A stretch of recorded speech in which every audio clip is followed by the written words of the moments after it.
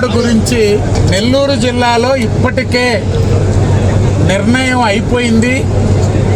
వైఎస్ఆర్ కాంగ్రెస్ పార్టీని గెలిపించేదానికి ప్రజలు సిద్ధమవుతున్నారు. మహానాడు పెట్టినా తెలుగుదేశం పార్టీ ఈ జిల్లాలో తిరస్కరించబడుతుందనే విధంగా మాట్లాడారు ఆయన. కాకాని గోవర్ధన్ రెడ్డి గారు ఇదే జోస్యం 2024 జనవరి నుంచి జూన్ 11 దాకా చెప్పారు ఆయన. నా నాయకత్వంలో నెల్లూరు జిల్లా 10కి 10 సీట్లు, కందుకూరుతో కలుపుకుంటే 11 సీట్లని ఆయన జోస్యం ఫలించింది. మొత్తం తుడిచిపెట్టుకోబోయింది.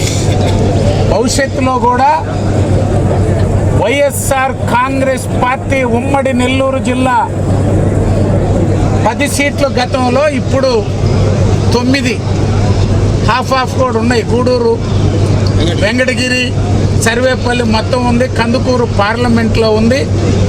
ఆయన ఉమ్మడి జిల్లా అధ్యక్షుడు, 11 నియోజకవర్గాలకి అధ్యక్షుడు కాబట్టి చెప్తున్నా, 11 నియోజకవర్గాల్లో వైఎస్ఆర్ కాంగ్రెస్ పార్టీ ఒక్క నియోజకవర్గం కూడా గెలిచే అవకాశం లేదని చెప్పి 29 ఎన్నికల్లో డీలిమిటేషన్ అయినా, డీలిమిటేషన్ కాకపోయినా 11 అయినా, 16 అయినా, 13 అయినా, 14 అయినా అన్ని స్థానాలు తెలుగుదేశం పార్టీ గెలుచుకుంది.